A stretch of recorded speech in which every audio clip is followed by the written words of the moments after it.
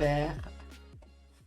Mais bonjour, bienvenue pour ce petit déj de la com et des chouquettes donc sur les réseaux sociaux. Donc on va essayer d'aborder deux réseaux sociaux principaux ce matin, LinkedIn et Instagram. Et on va essayer de vous donner des conseils à la fois pour vous lancer sur ces réseaux sociaux et aussi pour développer votre présence sur ces réseaux sociaux si vous y êtes déjà. Donc, on va peut-être se présenter avant de démarrer. Donc, moi, je suis Elisabeth, je suis directrice conseil associée chez Concept Image. Et moi, je suis Emma Leroux, et donc je suis chef de projet chez Concept Image, et je m'occupe aussi de la partie communication, donc des réseaux sociaux. Donc, tu passes un peu de temps. Ouais. Bon, et je suis trop contente d'animer ce petit déj avec toi, parce que tu es partie beaucoup à la préparation des petits déj. Et d'habitude, tu es derrière. Ouais, d'habitude, je suis aussi derrière l'écran. Je suis devant. Donc, c'est cool, très chouette. Et donc, n'hésitez pas, pour ceux qui sont nouveaux sur Twitch avec nous, à nous poser vos questions sur le chat, sur la partie droite. Et puis, à vous qui êtes avec nous, à nous poser en direct vos questions.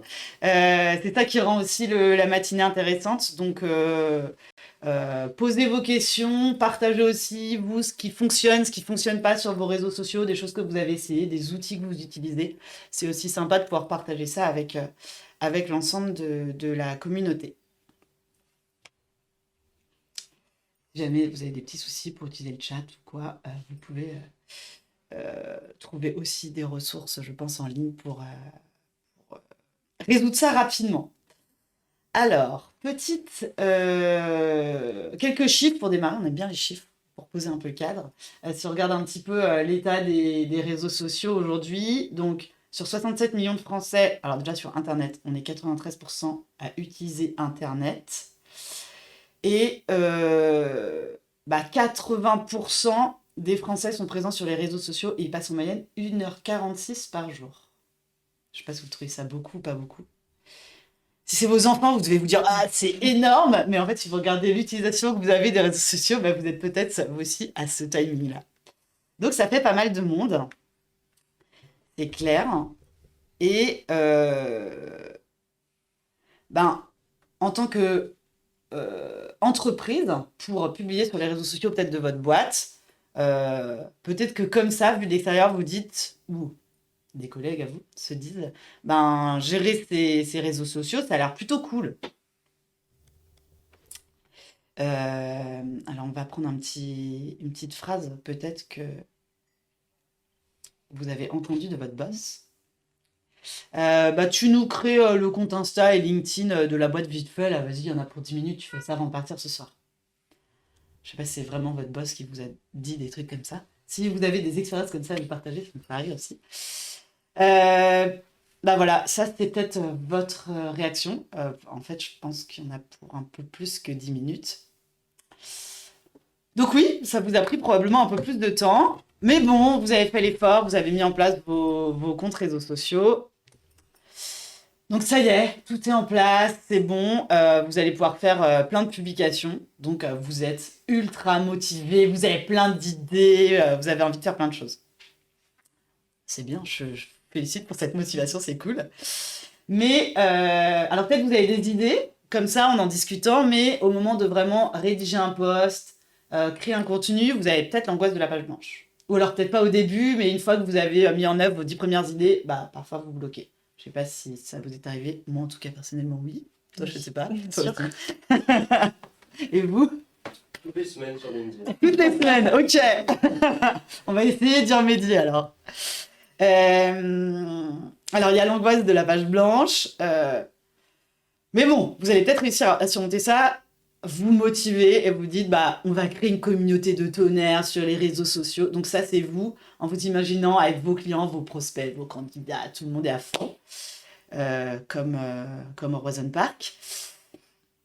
En vous disant que vous allez avoir une communauté ultra engagée, qui vont republier vos posts, qui vont même vous donner des idées, enfin bref, des fans quoi.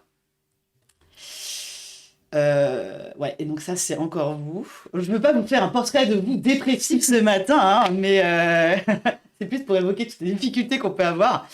Quand vous voyez que votre nombre d'abonnés décolle pas, que vous avez mis du temps, que vous avez mis du cœur dans la création de vos posts, on peut avoir des attentes vraiment très fortes Et quand les résultats sont pas au rendez-vous, c'est vrai que ça peut être assez déprimant. Donc vous l'aurez compris, hein, pour gérer les réseaux sociaux de votre entreprise, il va falloir engager beaucoup de travail, comme dirait Philippe Etchebest, pour les fans de Top Chef.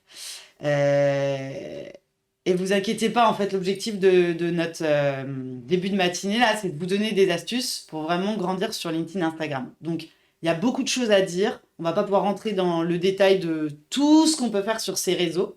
On va essayer quand même de couvrir un certain nombre de sujets.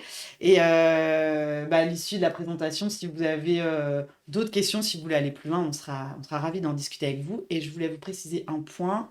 J'ai oublié de vous dire en intro, comme d'habitude, pour tous nos petits-déj, vous aurez accès et au replay et à l'ensemble de la présentation, avec aussi les commentaires, toutes les précisions qu'on vous apporte à l'oral. Vous retrouvez tout ça à l'écrit, vous pourrez le télécharger d'ici quelques jours. Ouais, et aussi avec tous les liens de tous les sites et tous les exemples qu'on va pouvoir vous parler, on mettra tous les liens dans le support. Et on nous dit sur Twitch aussi, oui, moi aussi, j'ai l'angoisse de la page blanche. Okay, on se sent moins seul, donc. Alors, on voulait vous poser une petite question sur Twitch et puis avec nous ce matin. Qu'est-ce que vous utilisez comme réseaux sociaux dans votre boîte? Vous, du coup? Instagram, LinkedIn, YouTube très occasionnellement, Ok, Facebook, Pinterest, ça s'arrête ok. Et tout seul? là. Facebook avec un collègue et le reste tout seul. Ok, ok.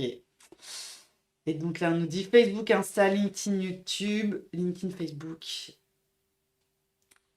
Insta, Twitter, ok. Bon, il y a beaucoup de réseaux sociaux, je pense, qui vont revenir.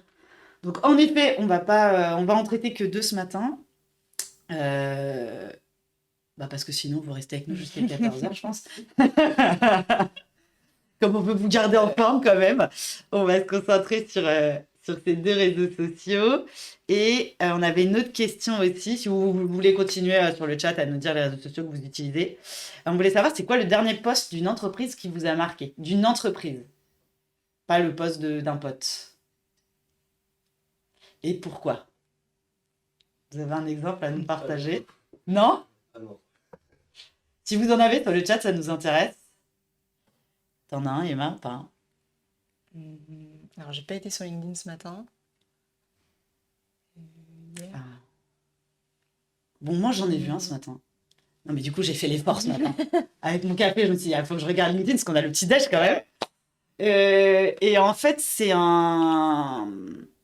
une vidéo qui a été publiée par RTE, donc le réseau de transport d'électricité, et qui présentait des personnes qui font de la maintenance sur des lignes haute tension. J'ai trouvé intéressant parce que comme ça fait pas glamour le truc qui me saute dessus à 6h30 du matin. Mais en fait, j'ai essayé d'analyser pourquoi il avait capté mon attention. C'est que dans mon fil LinkedIn, j'ai plein de posts ultra chiadés, ultra bien faits, beaucoup de posts sponsorisés et de publicité. D'ailleurs, c'était un post sponsor. Et je ne suis pas RTE, pas encore. Et parmi tous ces posts, il y avait cette vidéo, format vertical. On avait l'impression que c'était filmé eux-mêmes. En tout cas, ça avait l'air d'être filmé un peu de façon assez simple. C'était pas le truc qu'on aurait pu faire pour une ligne d'attention avec des drones, des plans magnifiques. Parce que quand même, ils se mettent des baudriers, puis ils montent super haut pour faire des maintenances sur les lignes. Alors j'ai le vertige, c'est peut-être pour ça que ça m'a parlé aussi. Mais ça aurait pu être ultra chiadé et ça l'était pas. Et du coup, on avait l'impression d'être à leur côté et qu'on allait monter sur les lignes pour faire de la maintenance.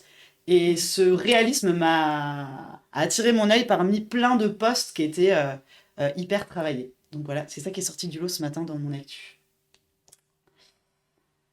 Alors, on me dit l'image photo attire fatalement. Ouais, bah oui, c'est sûr. Forcément. Après, c'est aussi parfois le sujet. Pas d'autres exemples à nous partager? Non, là, il n'y a rien qui me vient. Bon. S'il y en a d'autres qui vous viennent, même si ce n'était pas celui de ce matin, ça pourrait être des exemples intéressants qu'on pourra analyser ensemble. Alors, aujourd'hui, donc, on vous disait, on va se concentrer sur LinkedIn et Instagram. Alors, pourquoi Alors déjà, pourquoi on a choisi ces 2 réseaux? En fait, ces 2 réseaux qui sont assez pertinents à travailler pour beaucoup d'entreprises, que ce soit en B2B ou en B2C. Les 2 réseaux proposent beaucoup de fonctionnalités pour créer du contenu. Et puis, vous pouvez choisir d'être présent que sur LinkedIn ou que sur Instagram, ou les deux. C'est vrai qu'ils sont... les pratiques sont quand même assez différentes, donc ça peut être assez complémentaire pour votre boîte de bosser les deux. Après, c'est comme toujours, tout dépend de vos cibles, vos objectifs, où elles sont, quelles habitudes elles ont pour identifier où elles vont être. Donc, c'est pas parce qu'on parle de LinkedIn et Instagram ce matin que toutes les boîtes doivent être sur ces deux réseaux sociaux et uniquement sur ces deux réseaux sociaux. Mais y a déjà du boulot sur ces deux-là. Alors, on regarde un petit peu, on a regardé les chiffres un peu macro, mais si on regarde un petit peu plus dans le détail, donc sur LinkedIn, on a 1,5 million de Français qui consultent LinkedIn chaque mois. 11,5. 11,5. 1,5, J'ai pas oublié 10 beaucoup. millions quand même. Ouais. C'est pour ça qu'il faut présenter en duo. C'est la plateforme la plus utilisée par les entreprises. On a 840 000 entreprises qui ont un compte LinkedIn, donc pas les comptes nominatifs, mais vraiment les comptes entreprises. Et quasiment un décideur sur deux en B2B a consulté un contenu qu'il a mené à un achat sur LinkedIn. Donc, c'est quand même assez intéressant de produire du contenu sur LinkedIn, que ce soit du contenu que vous allez poster comme ça ou du contenu que vous allez sponsoriser. On regarde Instagram, parce que je vais encore oublier 10 millions. C'est l'appli la plus téléchargée dans le monde. On a 25 millions de profils professionnels. 90% des profils suivent au moins une entreprise. C'est ça qui est intéressant. C'est pas que vos amis, etc. Et 200 millions de personnes qui consultent un profil professionnel tous les jours. Donc, ça fait du monde, ça fait des contenus. Alors, on va commencer par le début, la création de compte. Alors, juste avant de te passer la main pour vous rassurer, si vous avez déjà un compte, vous allez avoir des pistes peut-être pour l'optimiser. Oui, c'est ça. Donc on va commencer par LinkedIn. Donc ici, ça va être important de compléter à 100% son compte parce qu'on remarque que si il est vraiment complété en entier, c'est 30% de vues en plus par semaine. Et parce qu'en fait, en fonction des optimisations, ça va pouvoir améliorer votre référencement à la fois sur la plateforme LinkedIn, mais aussi sur Google parce que les comptes LinkedIn, ils remontent aussi sur Google. Et donc, on va lister un petit peu toutes les infos que vous pouvez mettre. Donc ici, on a un exemple d'une page d'un compte LinkedIn. Donc on a pris l'exemple de Decathlon. Donc en premier, on a l'image, la photo de profil et la photo de couverture. Donc là, ils ont mis leur logo. En général, oui, c'est ce qu'on va mettre. Et ils ont choisi comme photo de couverture de mettre une image de collaborateur. Et ici, c'est assez intéressant comme choix parce que leur compte LinkedIn, il a été créé un peu pour le recrutement, pour la marque employeur. Donc c'est bien de donner un peu, de donner des visages, ça humanise un peu l'entreprise. Ils n'ont pas mis une photo d'un rayon dans Decathlon. Ouais, c'est ça. Ça a vraiment moins de sens dans ces cas-là. Mais ça peut être des collaborateurs, mais ça peut aussi être plein de choses différentes, voire pas forcément une photo. Ça peut être aussi un visuel plus travaillé. Une illustration, ce genre de choses. Ouais, par exemple. Donc ensuite, on a le nom de l'entreprise, un slogan avec une phrase d'accroche. On descend, on a la présentation de l'entreprise, le site web avec les coordonnées, donc votre numéro de téléphone, votre adresse, le secteur de l'entreprise, la taille de l'entreprise qui va se compter en nombre d'employés. Donc là, vous avez des fourchettes. Et à la fin, on a la localisation. Donc en fait, c'est tous ces champs-là que vous pouvez remplir sur LinkedIn. Et LinkedIn vous donne la possibilité de donner vraiment un maximum d'informations sur vous, donc faut pas hésiter à les utiliser. Et donc je vais... Rien que ça prend plus de 10 minutes si je reviens à la blague du début. Hein. Oui, c'est vrai. Je vais revenir sur la partie présentation de la marque. Donc on voit ici...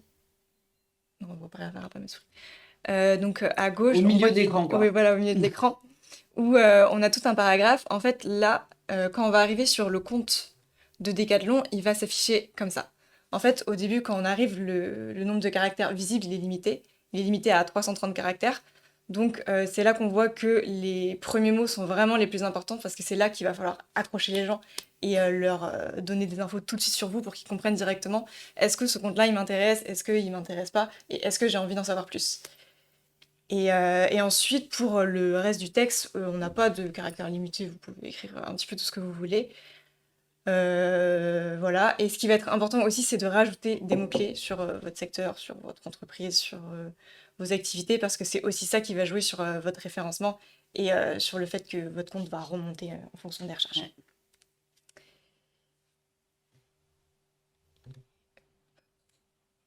Donc, rédiger sa bio sur Instagram. Là, la bio, ça va être complètement différente de celle de LinkedIn.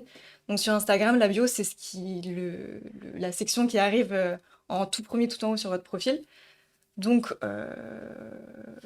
voilà. Avant de commencer à vraiment parler de ce qu'on met dans la bio Instagram, comment le moteur de recherche il fonctionne. En fait, il va remonter deux informations différentes. C'est pour ça que je prends le temps de faire ce point-là avec vous d'abord avant de rentrer vraiment dans la bio. Donc, ils vont remonter le nom d'utilisateur et le nom. Donc là, on le voit sur l'exemple de Tuk Tuk Mum, donc un restaurant à Rennes. Si jamais je tape Tuk Tuk Mum sur Instagram, ça va me le remonter en premier des résultats. Logique, vu que c'est le nom du restaurant.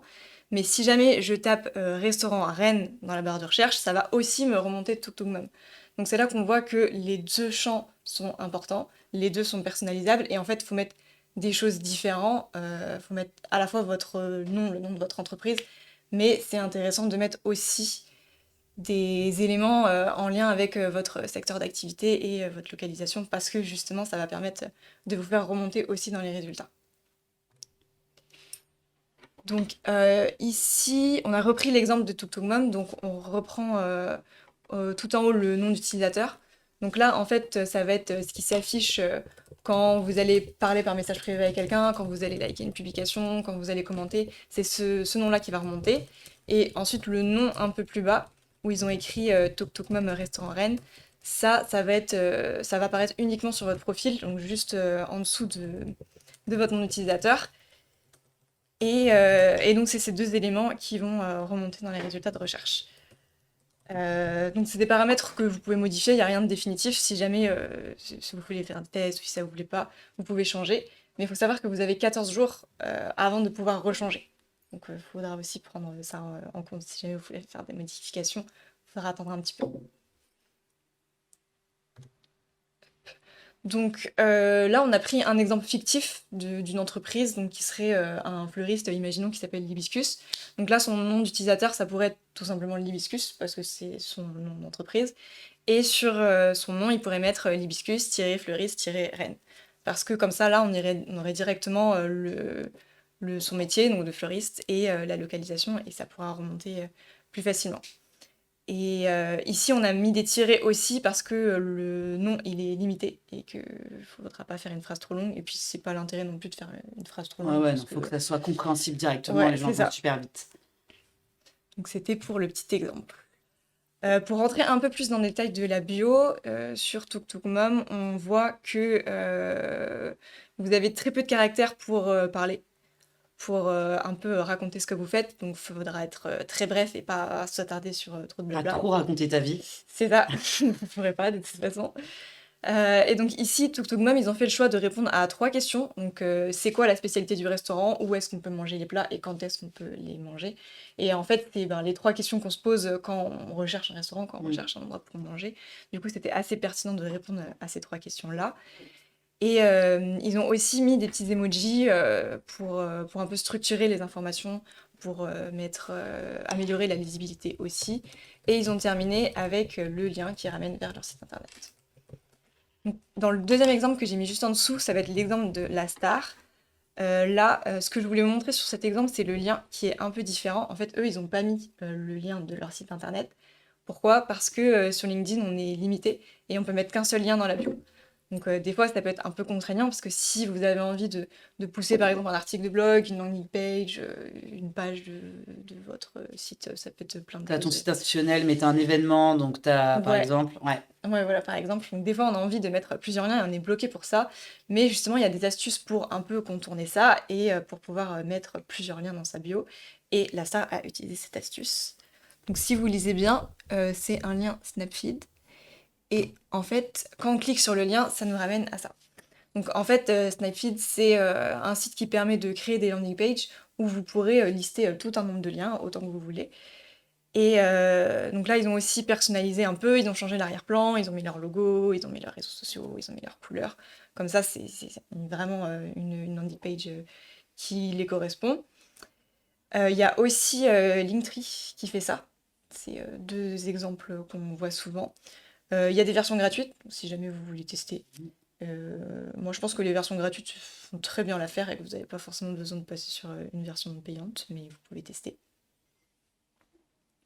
On nous demande si les hashtags sont conseillés. On va en parler. Les hashtags sont Les hashtags, c'est un sujet. On va en parler. bah, comme la question elle est par rapport à la bio, on peut l'aborder maintenant. Moi, je suis pas forcément convaincue à 100% de mettre des hashtags dans une bio parce que comme ils sont pas cliquables, bon, ça sert pour donner des infos, mais on peut pas vraiment utiliser l'utilité du hashtag qui est quand on clique sur un hashtag, ça nous ramène sur une page où ça Qui va liste tous lister. les contenus liés à ce hashtag. Ouais, Ouais. et là, c'est pas le cas. Par contre, ils ont mis leur hashtag de marque qui Ça me parle. ouais, non, Likestar. Celui-là. Ah oui, oui, oui. Et en fait, là, dans ces cas-là, ça peut être intéressant parce que pour un peu augmenter la visibilité du hashtag et pousser un peu les gens à l'utiliser et le faire connaître, là, ça peut être utile. Mais comme le hashtag transport, je crois que c'est ça.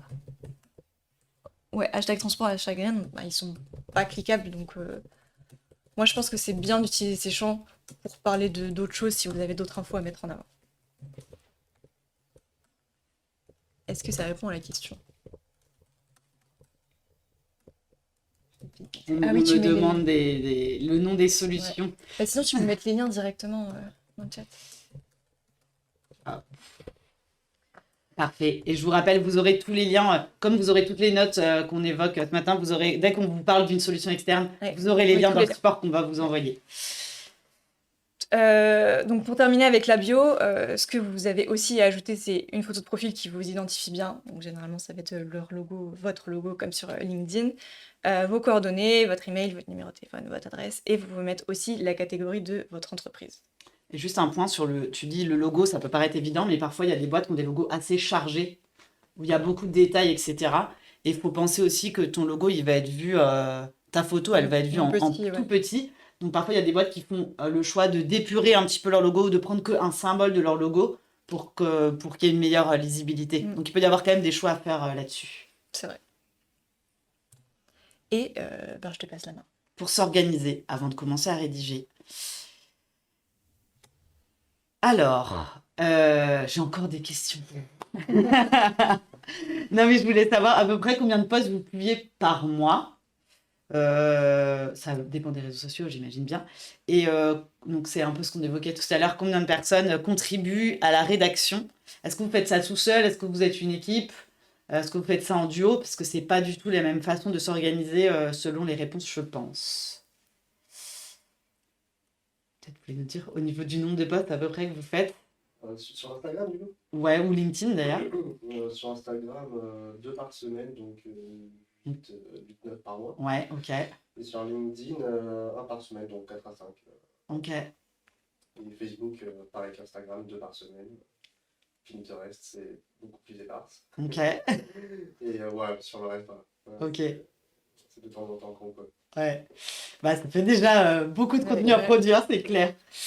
Et donc, certains publient tout seuls, 1 à 2 fois par semaine. Mais c'est vrai que quand on a ça à intégrer dans tout notre planning de tout ce qu'on fait à côté, ça s'improvise pas. Et puis, hop, je vous laisse continuer à nous apporter des réponses si vous voulez. Et puis, on va rentrer dans le vif de ce sujet de l'organisation. Donc, s'il vous plaît, évitez de vous lancer sans vous préparer. Organisez-vous, comme Marie Kondo, rangez bien, prévoyez. Tout ne pourra pas être prévu dans vos publications. Il y a forcément des choses qui sont liées à l'actualité de votre boîte. Vous ne savez pas forcément ce que vous allez publier dans 6 mois, mais il y a peut-être des choses, vous savez que vous allez publier dans 3 mois, 2 mois, etc. Donc, en tout cas, tout ce que vous pouvez anticiper, anticipez-le. C'est important de faire ce travail d'organisation parce que passer l'enthousiasme des débuts, parfois on est rattrapé par le quotidien, des urgences et on peut laisser un petit peu à la dérive ses comptes parce qu'on a d'autres priorités et du coup vous perdez vraiment une dynamique et vous perdez aussi le dialogue que vous pouvez avoir avec les personnes qui vous suivent. Un compte qui n'est pas alimenté, ça peut aussi générer une image un peu négative de votre boîte. Parfois, vous vous renseignez sur une entreprise qui vous dit oh, on fait plein de trucs, on est hyper actif, vous allez voir son compte réseau social, elle n'a rien publié depuis 6 mois, vous dites bon, après, on peut être plein d'empathie en se disant les pauvres, ils font peut-être plein de trucs et ils ont juste pas le temps de publier. Mais quand même, ça nous donne pas la même image qu'une boîte qui est hyper active. Euh, et puis, ça va aussi, le fait de vous organiser, vous aider pour cette fameuse angoisse de la page blanche.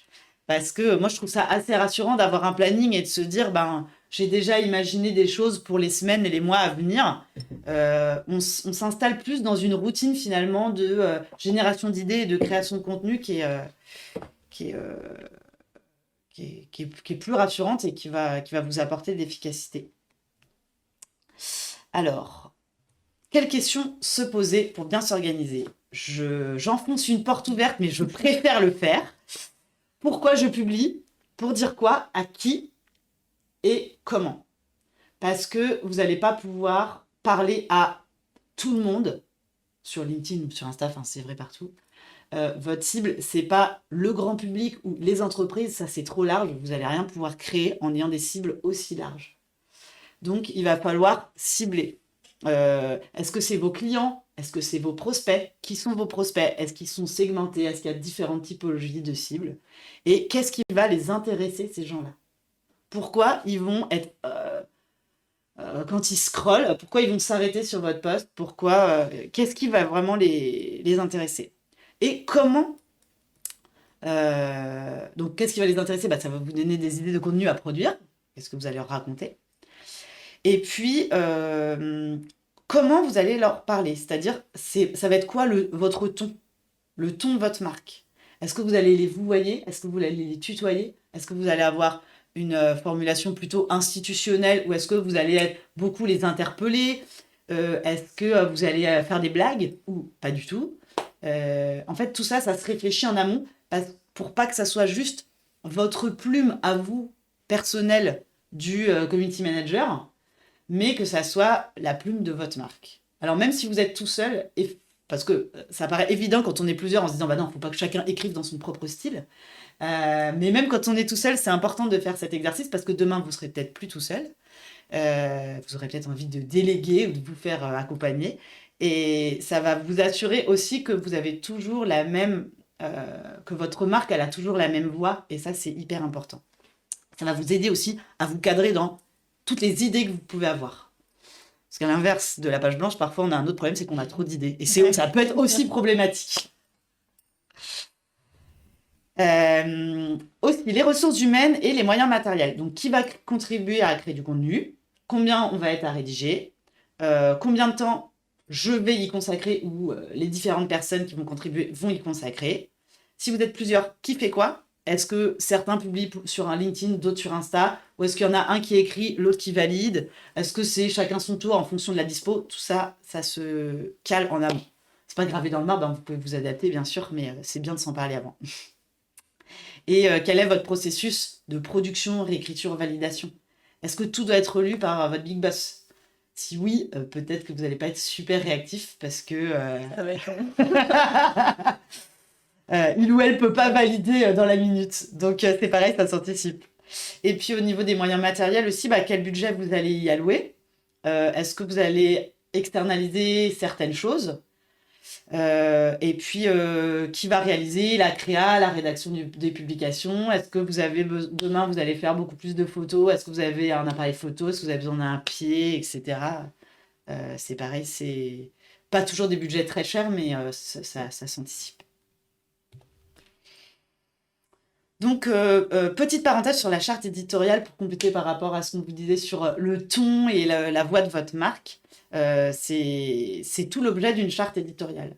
Souvent, on pense en tant que responsable chargé de com à sa charte graphique, en disant je vais créer des posts, donc il me faut mes couleurs, mes logos, mes typos pour que tout soit cohérent. Mais pensons aussi à la charte éditoriale. Donc, dans le document, on va décrire le vocabulaire que vous envoyez. Je donne des exemples. Est-ce que vous utilisez des emojis ou pas sur vos publications, sur les réseaux sociaux? On en voit beaucoup. C'est pertinent pour votre marque ou pas? Si oui, est-ce que c'est open bar ou est-ce qu'on l'utilise avec parcimonie? Au niveau des contenus visuels, est-ce que je vais mettre de la photo, de l'illustration? Est-ce que je peux utiliser de la banque d'images ou est-ce que je mets que des photos réelles? Ça aussi, ça peut être un vrai parti pris. Et puis, vous pouvez déjà penser à des réponses un peu type que vous allez apporter sur des questions récurrentes de SAV, par exemple. Et vous pouvez aussi réfléchir à la gestion de crise, si c'est pertinent pour votre entreprise, comment on réagit s'il se passe ci ou ça. Donc, c'est vraiment, si vous êtes plusieurs à rédiger, c'est encore plus important de faire ce travail. Et donc, on a fait un petit déj dédié sur ce sujet. Donc, si ça vous intéresse, vous pourrez aller creuser et retrouver le support. C'est Inception, on met des petits déj dans les petits déj maintenant. Comme on peut pas tout dire, on peut les dire. Exactement. Donc ça, c'est vraiment la charte éditoriale. Et à côté de ça, vous allez pouvoir créer un calendrier éditorial, donc pour lister quand est-ce que vous allez prendre la parole, parler sur tel ou tel sujet. Donc c'est ce qui va vous permettre d'avoir une vision d'ensemble sur tous les contenus que vous allez poster, en tout cas tous les contenus que vous aurez déjà prévus, anticipés, et de prévoir votre production des semaines et des mois à l'avance. Donc ça va vous permettre aussi, si vous avez des périodes de creux au boulot, de vous dire « Allez, je prends de l'avance, je prépare un certain nombre de postes, ça sera toujours ça de fait. Quand je serai dans l'urgence, je serai content d'avoir fait ça. » Donc ça, un calendrier, ça peut prendre différentes formes. Il y a plein de supports pour faire ça. Ça peut être un fichier Excel, ça peut être un Google Doc, ça peut être un fichier sur Trello, sur Notion, un logiciel que vous avez pour votre communication interne. Peu importe. Prenez l'outil qui sera le plus simple pour vous. Enfin, c'est pas l'outil qui va faire la qualité du calendrier éditorial. Il faut que vous soyez à l'aise. Par contre, ce que je vous recommande, c'est quand même de faire un outil en ligne, collaboratif, parce que vous serez peut-être pas le seul, du moins à le consulter, même si vous êtes le seul, la seule à publier. Peut-être que d'autres personnes dans votre boîte voudront voir aussi. S'il y a d'autres personnes qui vous demandent « Ah, on voudrait faire une com, on voudrait parler de ça », vous allez pouvoir tout de suite dire « Ah peut-être pas cette semaine, parce qu'on a déjà 3 posts de prévus. » Ou alors « Attends, je vais te faire un peu de place, je décale 2 posts, parce que ton sujet est prioritaire. » Ça vous évitera aussi, à certains moments, de bombarder votre communauté avec trop de messages. Et au final, faut pouvoir doser aussi. Donc, ça va avoir aussi un intérêt vraiment de pouvoir partager cette vision globale. La rédaction maintenant.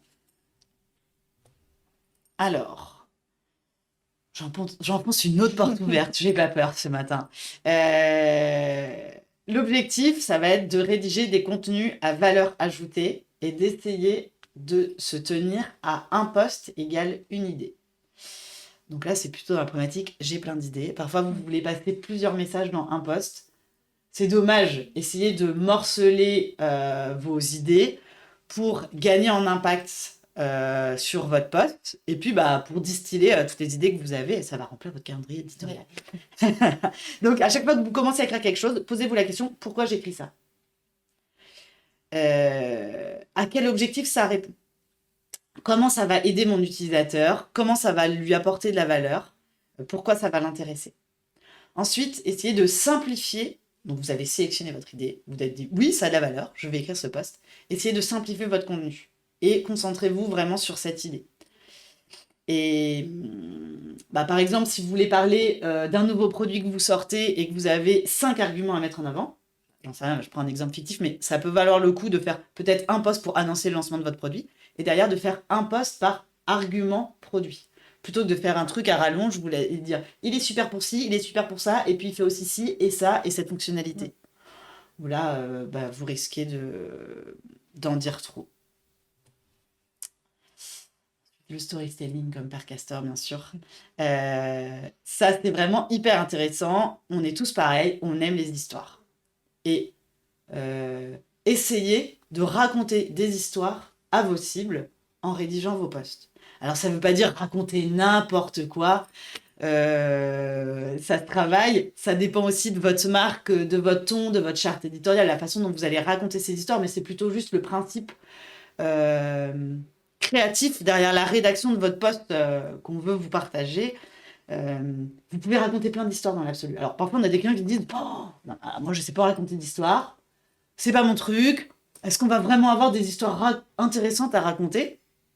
J'espère que vous allez en avoir des histoires intéressantes. Je suis sûre que oui, si on creuse. encore une fois, faut essayer de réfléchir à...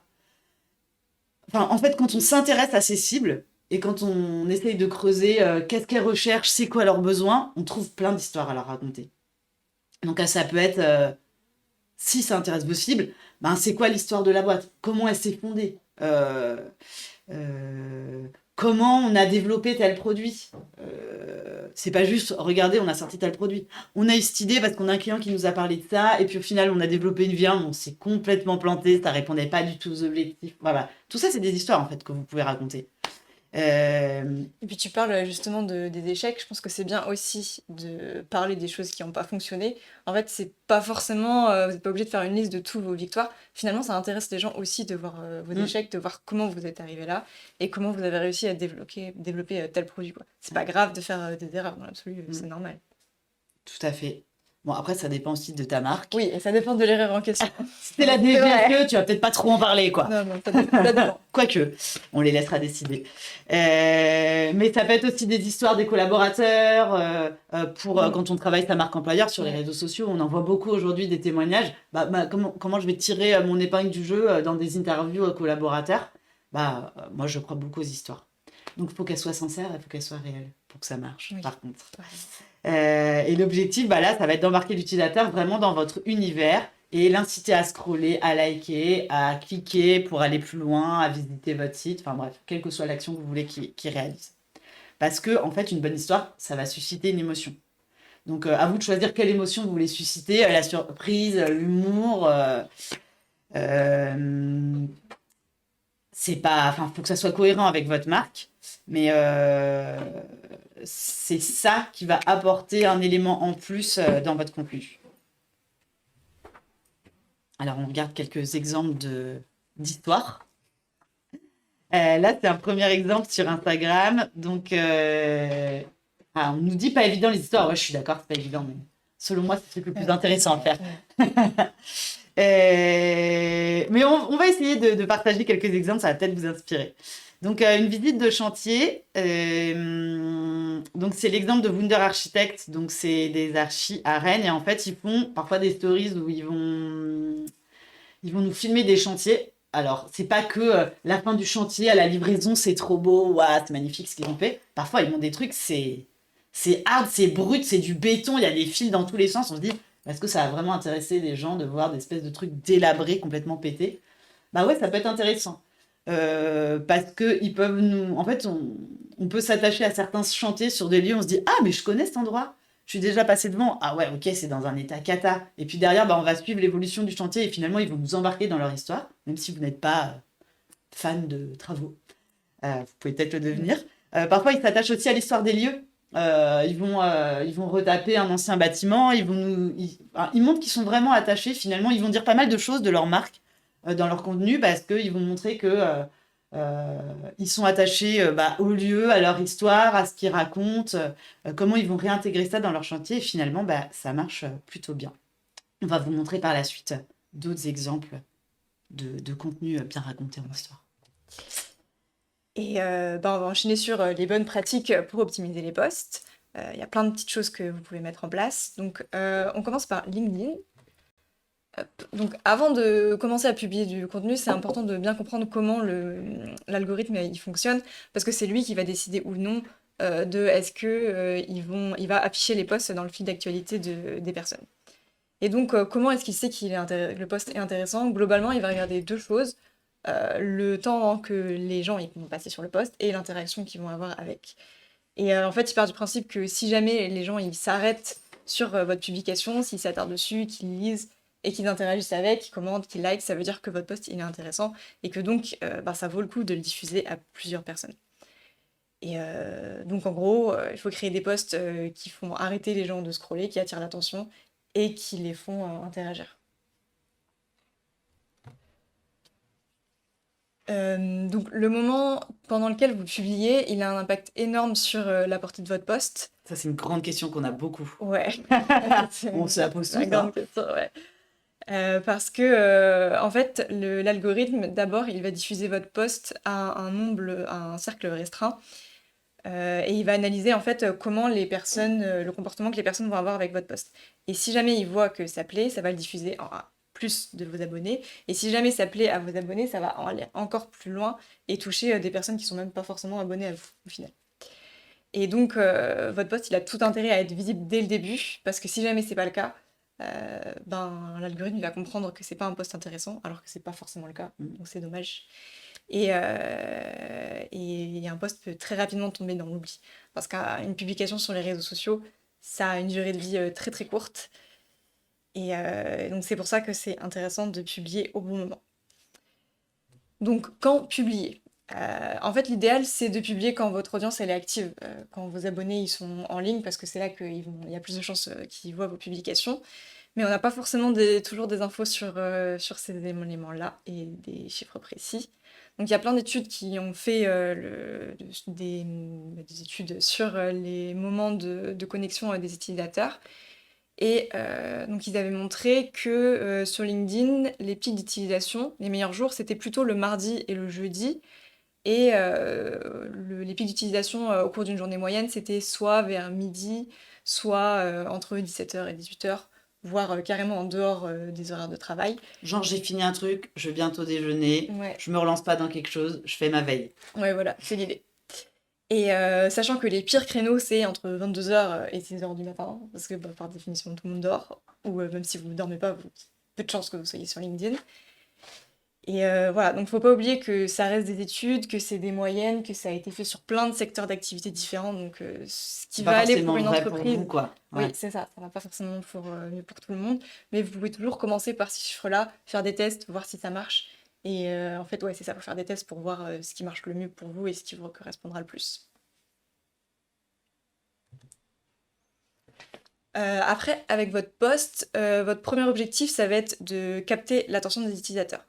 Parce que s'ils le voient pas, ils vont pas rester dessus, ils vont pas le lire, ils vont pas interagir avec, donc il va pas être visible. Donc on a un peu tous le même comportement sur LinkedIn, on va scroller, et quand il y a un visuel qui va nous intéresser, quand il y a une photo, quelque chose qui attire notre attention, là on va s'arrêter pour lire le post. Et donc c'est pour ça que le visuel, il est super important. Donc il faut réfléchir à ça.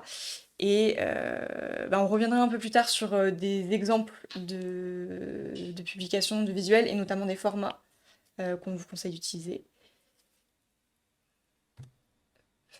Euh, Et là, t'as fait ton visuel, t'es content, mais t'as ouais, encore du taf. ouais, le visuel il est prêt, va falloir attaquer la rédaction. Donc ici, c'est un peu comme ce que je vous disais tout à l'heure sur la bio de LinkedIn. Oui, c'est ça. Les premiers mots, ça va être vraiment les plus importants parce que c'est ça qui va vous donner envie aux utilisateurs de lire la suite du post. D'autant plus que vous avez que les premiers mots qui s'affichent et il faut cliquer sur le voir plus pour le lire en entier. Donc, il faut donner envie de cliquer pour lire la suite du contenu. Donc, il faut être percutant dès le début. Ou, tu parlais du storytelling tout à l'heure. Ça peut être intéressant de commencer une histoire où là, en fait, on a envie de connaître la suite de l'histoire. Donc, on va cliquer sur les petits points. À la fin de la rédaction, c'est bien aussi de terminer par une incitation à l'action. Alors ça peut être soit de demander de liker la publication, de commenter, de partager, ça peut être d'aller vers votre site, de s'inscrire à un événement, ça peut être plein de trucs. Bon, pas tout à la fois par contre, un seul appel à l'action par publication. Et en fait, on remarque que les utilisateurs ils vont beaucoup plus interagir avec vos posts quand vous le leur demandez. Donc ça peut paraître un peu... Ah, je vais quand même pas demander aux gens de partager mon post. Franchement, si c'est ça votre objectif, Ouais, demandez-le. oui, demandez. Ouais. Donc là, je parlais du contenu. Au final, la forme, c'est aussi important que le contenu. Et là, je parle pas du visuel, je parle vraiment du texte. Parce que si votre post, il est pas agréable à lire, les gens vont pas rester, les gens vont pas le lire, et ils iront pas jusqu'au bout. Donc là, il faut bien penser à aérer le texte, à sauter des lignes, à pas faire des phrases qui font 3 km de long, à être vraiment bref de manière à faciliter la lecture. Ce qui peut être pas mal aussi, c'est d'utiliser les emojis parce que ça permet vraiment de structurer un post et d'améliorer la lisibilité et de le rendre un peu plus agréable à lire. Et je vais vous mettre en commentaire, il y a aussi des outils qui permettent de mettre des textes en gras ou de mettre des Ouais. typos un peu particulières, notamment sur LinkedIn. Donc je vais vous envoyer dans le chat. Ouais, en fait, ça, c'est comment ça fonctionne. T'as Texte qui le fait. Hop, Avec un A. ok, Non. comme ça. Je vais trouver. En fait, comment ça fonctionne? Vous mettez votre texte et ensuite ça va vous dérouler plein de propositions pour mettre en gras, souligner. Il y a plein Je celui-là. de manières différentes de changer la typo. Et en fait, vous faites un copier-coller, vous le remettez dans votre poste et ça va vous permettre de mettre en gras des informations et de mettre en avant certaines choses. T'as trouvé? Super, ouais. Donc, je parlais des emojis pour faciliter la lecture. C'est aussi bien d'en intégrer pour apporter une touche plus personnelle et plus chaleureuse à votre post. Ça humanise vraiment une prise de parole. Ça n'a pas d'influence directe sur l'algorithme, mais ça a un fort impact sur l'engagement des gens. Parce que un post avec des emojis, il a plus de chances d'attirer l'attention des gens. Et donc, de faire en sorte qu'ils cliquent et qu'ils lisent vos publications. Donc au final, indirectement, ça influence quand même un petit peu l'algorithme dans un sens. Donc les emojis, c'est pas forcément réservé aux startups ou aux entreprises. En fait, tout le monde en utilise. Et je crois que c'était les sites du gouvernement qu'on avait Oui, regardé, que ouais. même eux les Il y a plein utilisaient. d'emojis. Donc ouais, vraiment tout le monde les C'est utilise. pas champagne. Non, c'est vrai que vous pouvez faire un choix et dire, bah, dans ma charte, je vais utiliser les petits points, je vais utiliser ce picto-là. Et vous n'êtes pas obligé de mettre des emojis smiley partout. Et vous n'êtes pas obligé d'en mettre 15 000 non plus. Là aussi, il faut se limiter. Mais ouais, c'est intéressant d'utiliser ça aussi. Les hashtags. Donc, on en a parlé un petit peu tout à l'heure déjà. Donc là, c'est important sur vos posts LinkedIn parce que ça va vous permettre d'améliorer la découvrabilité de vos contenus et de les classer dans les catégories. Donc quand les personnes vont faire une recherche sur un mot-clé, si jamais vous l'avez utilisé en tant que hashtag, votre post il va remonter. Et donc c'est des portes d'entrée pour toucher de nouvelles personnes. Voilà. Donc, pour ça, il n'y a pas de limite de hashtag. En soi, c'est possible d'en mettre 15, d'en mettre 20, d'en mettre 30, mais on vous conseille quand même de vous limiter et de ne pas en mettre trop.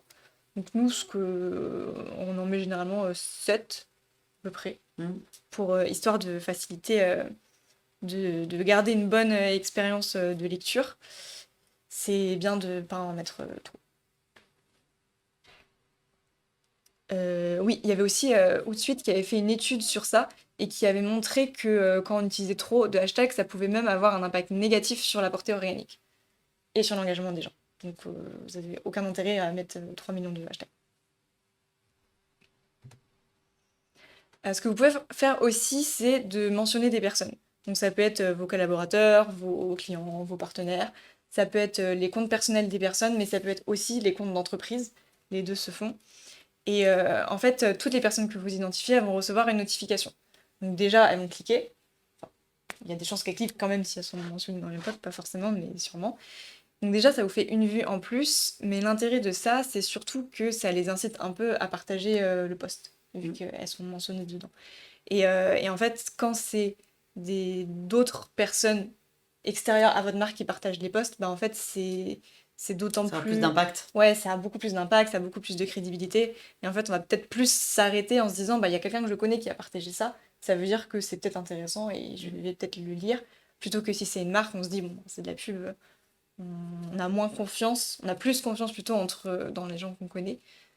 Donc ouais, vous pouvez mentionner les personnes. Moi là-dessus, je ferais quand même attention, il faut que ça soit pertinent par rapport à votre post. Si Oui. vous faites un post et que de façon un peu décorrélée, vous allez taguer plein de monde, qui a un peu rien à voir avec le post, je pense que c'est pas la bonne chose à faire. Oui. Idem, si vous taguez plein de collègues de votre entreprise, parce que vous dites, ah bah c'est bien, ils vont liker et tout, c'est les premiers ambassadeurs, ça va faire des premières vues sur mon post, donc au niveau de l'algo, ça va le remonter. Pourquoi pas, mais il faut que eux en interne, ils soient ok, que ça soit pas une surprise pour eux, qu'ils se disent pas pourquoi je suis taguée dans ce truc. Ouais. Ça, je pense que c'est important aussi. Il faut qu'ils soient au courant et il faut aussi qu'il y ait un lien direct avec la Avec personne. le fond, avec Si vous, oui, si Ouais. vous faites un post global sur vos collaborateurs et que vous listez toute la liste des collaborateurs, ça n'a pas forcément d'intérêt. Mais si vous faites un focus On sur était à tel quelqu'un- événement avec un tel et bidule, ok, c'est sûr, taguez-les, c'est intéressant. Ouais, mais, voilà, c'est ça. Ce que l'algorithme n'aime pas. Donc, il y a plusieurs petites choses. C'était On a fait un peu le listing des choses qui pouvaient améliorer votre portée. Mais il y a certaines choses qui peuvent un peu vous pénaliser. D'abord, les liens externes. Parce que, en fait, l'objectif de LinkedIn, c'est de garder les gens sur la plateforme, de les garder le plus longtemps possible. Pour que vous regardiez le plus grand nombre de pubs sur Oui, LinkedIn c'est ça. et d'offres d'emploi. Et en fait, comme les liens externes, ça pousse les utilisateurs à sortir de la plateforme, bah en fait, LinkedIn, Ça lui plaît pas, quoi. bah ouais, il aime moins. Bon. On n'est pas en train de dire qu'il faut pas du tout mettre de liens externes parce que c'est quand même important. Si jamais vous publiez un article de blog, bah forcément vous allez le relayer sur vos réseaux sociaux, comme votre site web, comme plein de choses. Mais c'est bien aussi d'alterner entre les deux et de penser à de temps en temps faire des posts sans lien externe. Et donc dans ce que l'algorithme n'aime pas trop, il y a aussi les pratiques abusives. Donc trop de publications, trop de hashtags, trop de mentions. Parce que LinkedIn, il n'a pas forcément envie que les utilisateurs soient noyés par les messages d'une seule marque, d'une seule entreprise. Donc là, pour le nombre de publications, c'est bien de rester à 2, voire 4 posts maximum. Si vous avez déjà arrivé à 4, c'est déjà énorme. Et si vous arrivez à tenir ce rythme, c'est super bien. Trop de hashtags, donc on en a parlé un petit peu tout à l'heure. Nous, on reste plutôt sur 7 hashtags pour pas en mettre trop. Et pareil, on a évoqué le sujet des mentions. Ça sert à rien d'en mettre trop. Donc là, on a un exemple de post qu'on trouvait bien optimisé. Donc c'était un post de Happy to Meet You. Donc pour reprendre un peu tous les éléments, on voit qu'au début, il commence par une phrase d'accroche, donc le J-1 avant notre prochain webinaire. Donc on voit qu'ils vont parler d'un webinaire. Ensuite, ils listent leur programme, ils ont bien aéré leur texte, ils sautent des lignes, ils ont mis des petits emojis pour des petites flèches pour séparer tous les sujets qu'ils vont aborder dans leur programme. Ils ont mis les hashtags, ils ont mentionné les personnes. Voilà, c'est un post qui est agréable à lire et sur lequel on peut s'arrêter. Et je te laisse parler d'Instagram. Comment plaire à l'algorithme d'Instagram maintenant. Donc sur Instagram, c'est pareil, l'engagement et le temps passé sur les publications, ça va avoir une grosse influence sur la diffusion de votre contenu. Donc vous allez voir, les intégrations, elles n'ont pas toutes la même influence. Donc dans l'ordre d'importance, ce qui va avoir le plus d'impact, ça va être les enregistrements, ensuite les commentaires, ensuite les partages, les likes et enfin les vues. Donc, vous allez voir, il y a certaines similitudes avec LinkedIn sur les moyens d'optimiser votre contenu. Heureusement, on fait quand même pas tout 2 fois complètement différemment. Alors, c'est pareil, même question que tout à l'heure. Quand est-ce que je publie mon contenu? Donc là, c'est lundi, mercredi et jeudi, petite différence. Le matin ou entre 17 et 19. Donc là, c'est carrément toute la matinée. Donc visiblement, vous ne faites rien au boulot, vous passez toute votre matinée sur Instagram. C'est pareil, vous pouvez, comme sur LinkedIn, c'est intéressant de mentionner des posts, donc vos collègues, vos clients, vos partenaires. Vous pouvez le faire de 2 façons. Soit vous les identifiez sur l'image que vous publiez, soit dans la description, et dans ce cas-là, ça va simplement mettre une notification à la personne que vous avez identifiée. Parce que si vous les identifiez sur l'image, du coup l'image va remonter aussi sur le profil de la personne en question. Donc il faut être sûr que ça va bien lui plaire. Oui. Autre élément que vous allez pouvoir faire, c'est ajouter votre localisation. Donc, alors, je trouve, en termes d'usage pour les utilisateurs, ça dépend vraiment de... Vous n'allez pas utiliser la localisation pour naviguer pour tous les comptes entreprises, en fait. Mais ça peut être un moyen de naviguer. Vous allez rechercher, on pense beaucoup pour du commerce, des restaurants, un peu les exemples que tu évoquais en intro. Vous allez pouvoir découvrir un endroit, vous allez regarder ce qu'il y a dans votre localisation. Donc c'est peut-être, en effet, pour une usine qui vend des boulons, je ne sais pas si c'est comme ça qu'on va la découvrir forcément. En tout cas, c'est quand même un point qui est intéressant à creuser pour un certain nombre de marques. Et dans ce cas-là, soyez vraiment précis dans votre localisation. Et si vous avez un lieu public, donnez vraiment le lieu exact pour qu'on vous trouve par ce biais. Les hashtags, encore une fois. Je sais, c'est un gros sujet pour pas mal de monde. En fait, ils vont être encore plus importants sur Instagram que sur LinkedIn. Donc, on va creuser un petit peu plus ce sujet-là.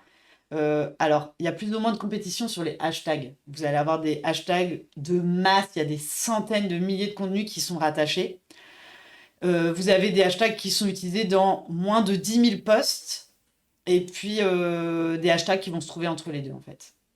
Donc on vous conseille de varier. Si vous prenez que des hashtags qui sont de masse, ben probablement vous allez être perdu, noyé dans tous les contenus qui se rattachent à ce hashtag. Donc est-ce que ça va vraiment vous apporter de la valeur? Je ne suis pas sûre. À l'inverse, si vous travaillez que des hashtags de niche, alors c'est sûr, quand quelqu'un va taper ce hashtag, vous allez peut-être ressortir assez vite, parce que vous n'êtes pas nombreux dessus, mais vous n'allez pas cibler une audience qui est très large. Donc, finalement, c'est la même logique qu'en SEO, hein, qu'en référencement naturel. Hein. Essayez de varier les deux. Donc, c'est vrai que c'est pas que les hashtags qui réunissent le plus de publications qui vont être les meilleurs, parce que c'est beaucoup plus dur, finalement, de tirer votre épingle du jeu. Alors, quand on s'est dit ça, quel hashtag on utilise? En fait, vous pouvez vous en servir de plusieurs façons. Déjà, pour votre marque, vous pouvez créer un hashtag de marque que les utilisateurs vont pouvoir utiliser quand ils vont parler de vous. Là, par exemple, pour KitKat, depuis très longtemps, ils utilisent ça en plus, donc c'est très logique avec la marque. Have a break, have a KitKat. Et donc, leur hashtag, c'est hashtag MyBreak. Et donc, aujourd'hui, il y a quand même 55 000 posts sur ce hashtag. Alors, il y a peut-être aussi des posts un peu fortuits, des gens qui parlent de leur pause, ils disent MyBreak, ça n'a rien à voir avec KitKat, peut-être. Oui. Mais en tout cas, ça permet quand même de fédérer tout un tas de posts autour de la marque et pas que des posts de la marque finalement. Vous allez pouvoir utiliser aussi des hashtags communautaires. Par exemple, si vous êtes dans l'univers culinaire, vous allez peut-être utiliser hashtag foodlover pour tous les gens qui adorent les contenus autour de la bouffe. Donc s'il n'est pas propre à votre marque, mais vous allez l'utiliser parce qu'il va réunir toute une partie de votre cible. Et puis derrière, vous allez pouvoir utiliser des hashtags sur des mots-clés qui sont en lien avec votre contenu. Ça peut être aussi pour apporter du contexte et un ton supplémentaire à votre prise de parole. Et puis aussi, bien sûr, pour indiquer votre localisation. Donc, on arrive vite à un certain nombre de hashtags, finalement. Sachez que... donc là, c'est un outil. Donc, All Hashtag, c'est pareil, vous aurez le lien dans le support. Donc, ils peuvent vous générer des hashtags et vous aider à trouver de l'inspiration. Donc, en fait, vous allez lui donner un mot-clé et il va vous donner des mots connexes. Donc, c'est le champ lexical version hashtag. Quelqu'un nous demandait qu'est-ce qu'on appelle les enregistrements. En fait, sur Insta, vous pouvez enregistrer un contenu. C'est comme si vous le mettiez en favori quoi, dans votre navigateur. C'est l'icône qui est tout à droite. Ça fait un espèce de... Un petit panion, carré. un petit marque-page un peu. Ouais, c'est ça. Et en fait, vous avez un fichier enregistrement après sur votre compte Insta. Et vous pouvez retrouver tous les posts que vous avez enregistrés. Et vous pouvez les classer dans les catégories aussi. C'est vraiment... Vous avez vos feeds aussi avec tous vos posts que vous avez enregistrés. Un peu comme les pins sur Pinterest. Ouais, oui, exactement. C'est le même principe. Alors, combien de hashtags? Donc, sur LinkedIn, on disait à peu près 7. C'est pas une science exacte, mais une dizaine de hashtags, ça va être bien. Il y a énormément de théories sur le sujet. En gros, sur Instagram, vous êtes limité, c'est 30 maximum. Vous n'êtes pas obligé d'aller jusqu'au plafond. Donc là, c'est ce que tu évoquais tout à l'heure, ce que nous disait tout de suite, c'est le cas aussi sur Insta. Trop de hashtags, ça peut vous pénaliser. Puis il faut garder aussi, je trouve, là on parle beaucoup comment plaire aux algorithmes, c'est vrai, c'est un vrai enjeu, hein, mais pensez aussi à vos cibles. Pensez-vous quand vous lisez des posts, qu'est-ce qui vous plaît et qu'est-ce qui vous agace parce que c'est trop quoi. Et quand c'est des lignes et des lignes de hashtags, qu'est-ce que vous ressentez? Ça donne pas trop envie de lire. Voilà. Il y a des utilisateurs qui lisent des hashtags. Ouais, non mais c'est sûr. Alors, comment on va mesurer la performance de ces hashtags? Vous aimeriez bien, malheureusement, on ne peut pas. En fait, ce que vous allez pouvoir savoir quand même sur Instagram, c'est combien de personnes ont découvert un post grâce au hashtag. Donc ça, c'est intéressant quand même. De voir est-ce que ça marche, tout le travail que vous faites sur vos hashtags. Par contre, il ne vous dira pas précisément c'est ce hashtag-là qui a généré plein de trafic. Donc, vous allez pouvoir faire des tests. C'est très scientifique comme approche finalement. Et vous verrez finalement ceux qui fonctionnent le mieux pour vous. Mais est-ce que ça viendra du hashtag? Est-ce que ça viendra de la description? Est-ce que ça viendra du contenu? Est-ce que ça viendra de la date de publication? C'est pas évident de savoir précisément ce qui a eu un impact. Et puis, bien sûr, comme d'habitude, pour trouver de l'inspiration, regardez aussi ce que font vos concurrents, regardez ce qu'il y a dans votre secteur d'activité pour trouver des idées. Alors, les emojis. Donc, il y a une étude qui a montré que sur Instagram, il y avait quand même moins d'interactions quand il n'y avait pas d'emoji, quel que soit le nombre d'abonnés. Donc, n'hésitez pas à en ajouter. Alors là aussi, on regarde un bon post d'Instagram. Encore de la bouffe, mais on aime bien manger, je pense, cette image. Peut-être un peu tôt ce matin. Donc, celui-là, il est intéressant parce que donc, c'est une photo d'un plat. Alors, vous allez me dire, bah oui, c'est facile, ça marche super bien sur Instagram. Les posts de bouffe, si vous ne vendez pas, si vous n'êtes pas dans l'agro, si vous n'avez pas un restaurant, c'est pas ça que vous allez publier, probablement. Mais on va quand même essayer de le regarder, de s'y attarder un petit peu. Il est intéressant parce que, ouais, ok, certes, c'est une photo d'un plat. Mais on revient à cette fameuse histoire. Il nous raconte, d'ailleurs, ça commence par « Alors, je vous raconte un peu ». C'est rigolo. Ouais, ça donne beaucoup pourquoi, quand on a testé ce plat, en fait, j'ai dit c'est pas bon. C'est marrant, en fait, on a vraiment l'impression que la personne elle nous parle. Alors, c'est cohérent avec aussi leur ton, c'est comme ça qu'ils parlent à leur cible, mais on a vraiment l'impression que cette personne, elle vous parle, quoi. Vous êtes en train de boire un café avec et elle vous raconte une anecdote, quoi. C'est vraiment écrit comme ça, c'est bien structuré, donc finalement, ça se concentre que sur un plat, donc il n'y a qu'un message. Ça raconte une histoire, c'est cohérent avec le ton de la marque, c'est bien structuré. Il y a quelques emojis à la fin, mais il n'y en a pas non plus 50 000. Et ils ont mis 3 hashtags, dont finalement leur nom, leur activité et leur localisation. Rennes. Ils auraient pu même en rajouter plus. Hop. Et vous allez pouvoir partager vos posts en story. Donc, pour leur donner un petit coup de pouce et ça va vous permettre de toucher des personnes qui n'auraient pas vu la publication dans leur fil d'actualité et donc ça va vous permettre d'avoir plus de visibilité. Donc ce qu'il va falloir faire, c'est simplement, quand vous allez publier, cliquer sur l'icône en forme de petit avion en papier là, sous votre post et vous allez cliquer sur ajouter une publication à votre story. Donc vous pourrez ajouter un peu de texte en plus pour donner envie aux personnes de cliquer sur votre post. Donc, il y a un exemple. C'est ça que je voulais changer. Ah, trop tard. Non, mais elle est fan de bacon vegan, Emma, c'est pour ça. Donc, c'est pas un exemple de la vie, c'est un exemple finalement de Netflix. Donc, vous voyez la petite icône dont on vous parlait et voilà comment ça se republie en stories. Mais je crois qu'il y a des exemples de la vie un peu plus tard. Oui, c'est pour ça que je voulais changer. Je voulais pas mettre trop d'exemples de la vie non plus. Je voulais mettre d'autres marques différentes. Il existe d'autres formats sur ces réseaux sociaux, mais on va pas tous les aborder.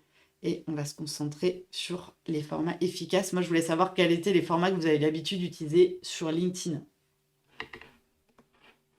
Vous faites la photo, la vidéo, Surtout de la vidéo. Il y a des partages d'articles, enfin de liens, quoi. Ouais, ok. Ok. Et sur Instagram?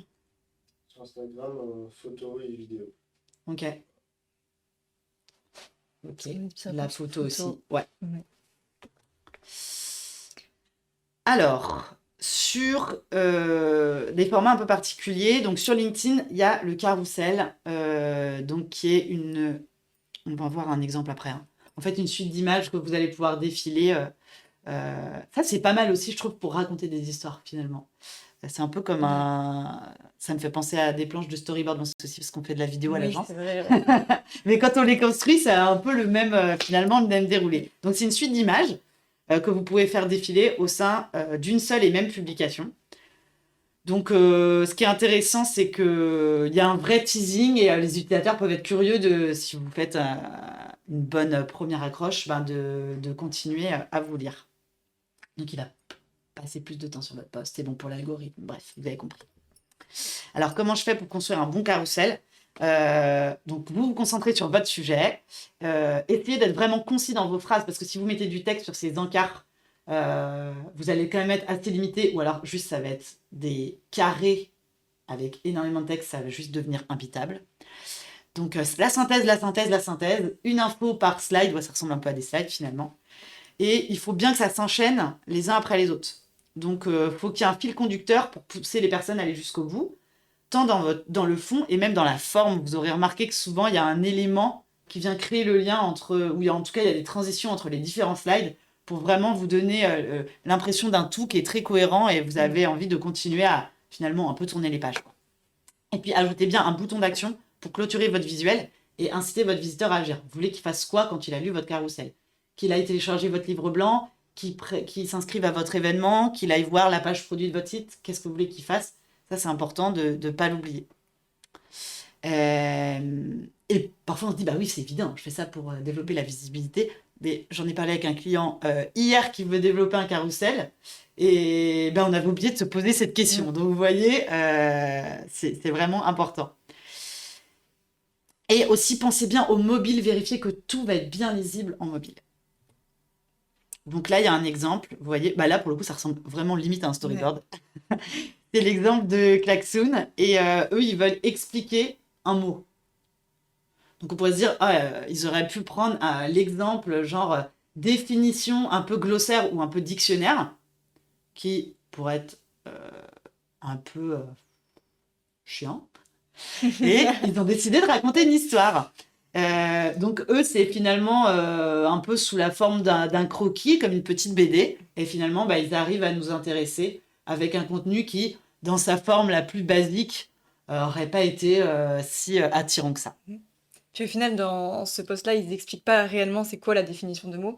Et en fait, si on veut le savoir, bah, faut aller sur leur site, faut aller lire l'article de blog. Donc, ils vous ont intéressé, ils vous ont peut-être donné le sourire et ils vous ont donné envie d'aller plus loin. Ouais. Ils vous ont fait une petite entourloupe, mais vous leur pardonnez puisqu'ils ont été créatifs. Un autre exemple, c'est Bridor. Donc là, ils ont utilisé le carrousel pour donner des informations clés en lien avec leur offre. Donc, il y a une première image accrocheuse et vous voyez ce fameux fil conducteur qu'on peut retrouver sur les slides. Vous le voyez bien ici, c'est cette petite ligne en pointillé jaune. Ils nous mettent 3 stats. Donc, faut pas qu'il y ait non plus trop d'infos. Là, ça marche bien, il n'y a qu'un chiffre par slide. Moi, le seul point que j'améliorerais ici, c'est la lisibilité. Parce qu'en fait, ils ont voulu mettre des images en fond et des chiffres clés au-dessus. Et au final, on ne les lit pas très bien. Donc, c'est le seul truc que je trouve un peu dommage sur ce carrousel. Puis derrière, il y a bien le bouton d'action derrière sur le dernier slide. Donc, plutôt bien fait.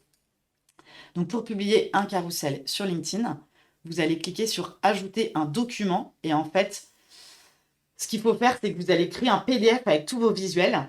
Et quand vous allez utiliser « Ajouter un document », vous allez importer votre PDF. Et LinkedIn, il va reconnaître les différentes pages de votre PDF et ça va créer les différents slides. Donc, ça peut paraître un peu contre-intuitif.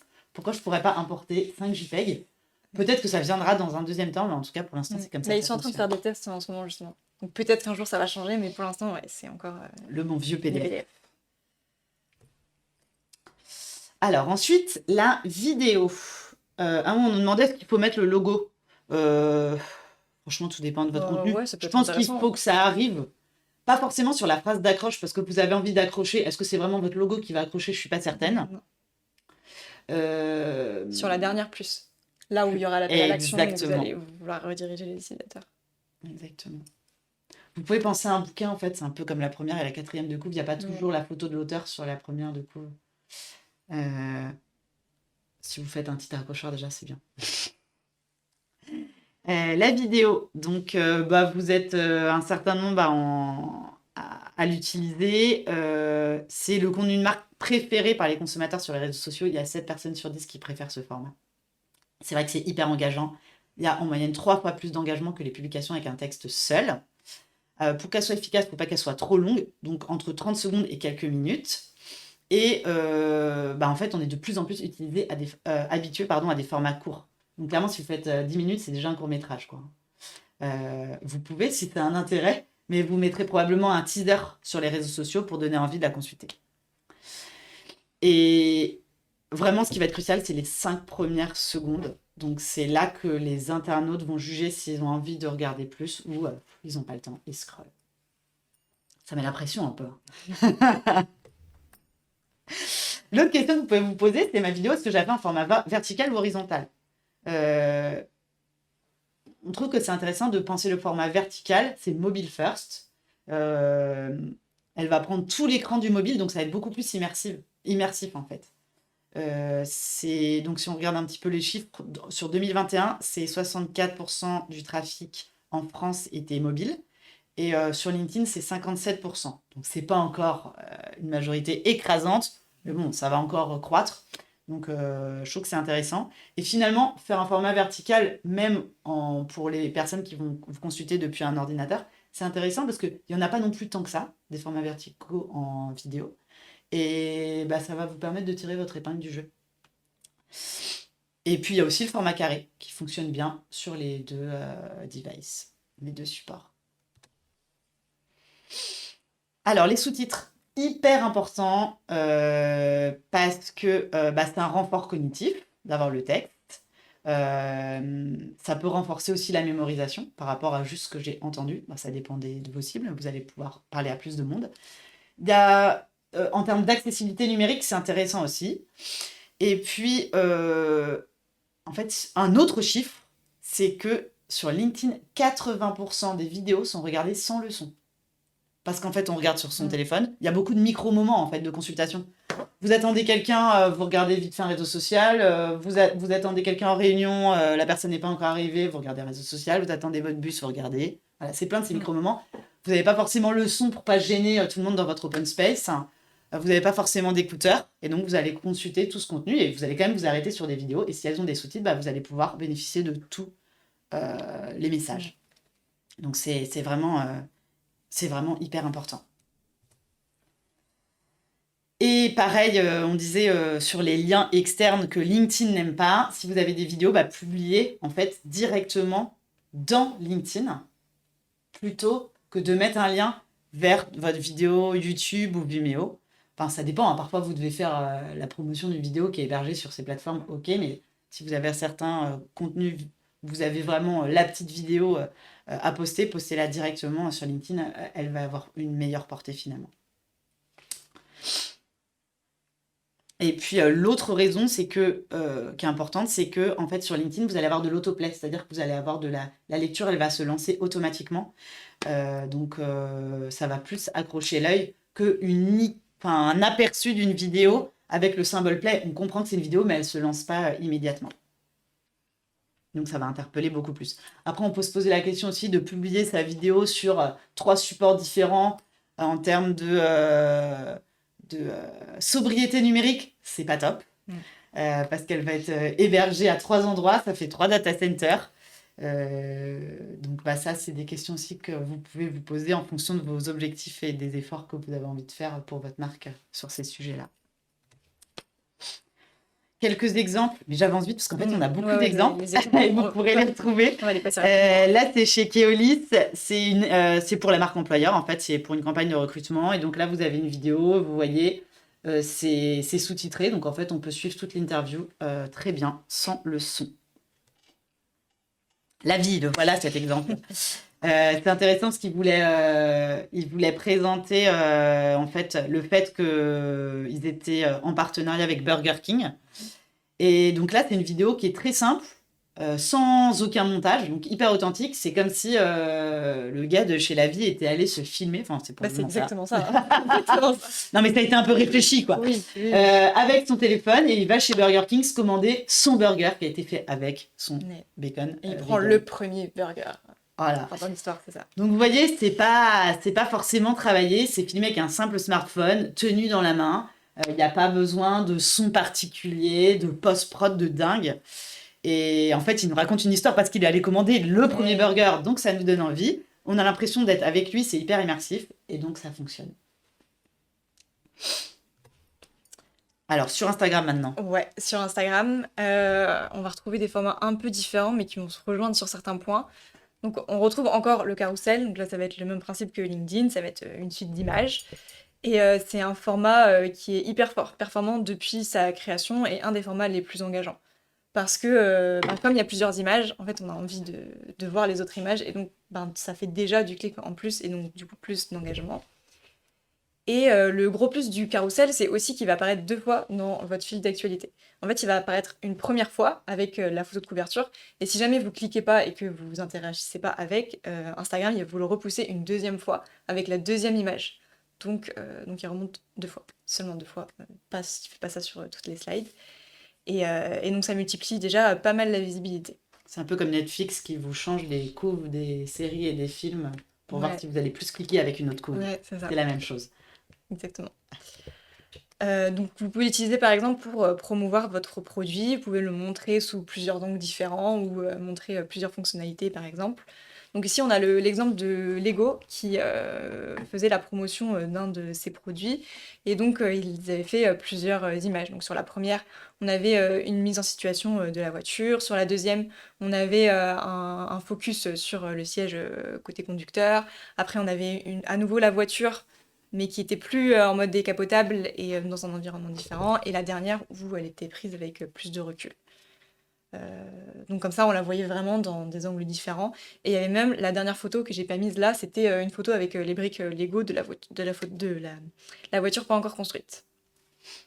On va accélérer un petit peu pour Ouais. les exemples. Le deuxième exemple, c'était Ikea, donc ici, qui avait fait un avant-après, et ça marche très bien globalement sur les réseaux sociaux, parce qu'on peut voir en fait ce qu'on peut faire avec une base transformée en simple. fait, Mm. ouais c'est ça.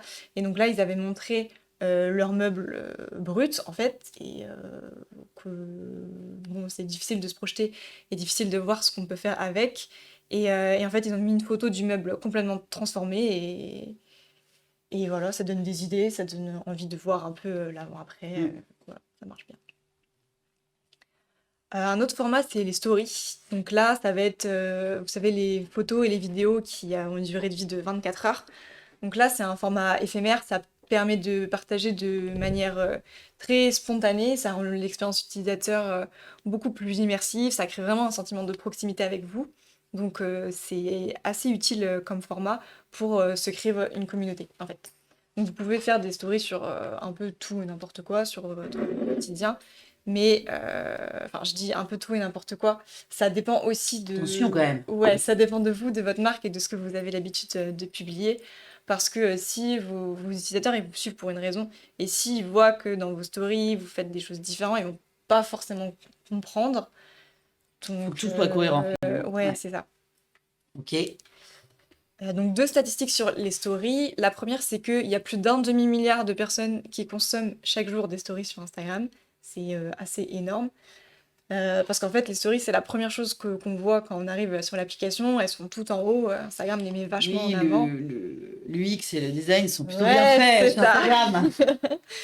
Ouais. Et puis, on se rend compte que bah, y a de plus en plus de personnes qui vont aller sur Instagram et qui ne vont pas regarder le fil d'actualité, qui vont regarder uniquement les stories et puis ils vont sortir de l'application après. Et la deuxième statistique, c'était 33% des stories les plus regardées proviennent des marques. Donc si vous vous demandez est-ce que les utilisateurs s'intéressent au contenu des marques, ben oui, en fait, ça les intéresse.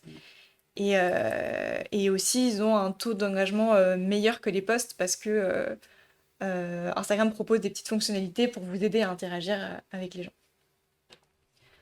On vous liste juste peut-être les Ouais, on va exemples pas là. parler trop sur les exemples. Donc on avait un premier exemple de Amazon qui montrait les coulisses d'un événement et un deuxième exemple de Oh My Wish qui montrait les rénovations de leur restaurant. T'aimes bien les travaux aussi, toi. Donc au niveau des fonctionnalités, on a par exemple la fonctionnalité question. Donc là, ça va être, vous pouvez poser une question à votre communauté, une question ouverte, et en fait, eux, ils vont pouvoir en retour vous poser des questions sous le format de FAQ par exemple.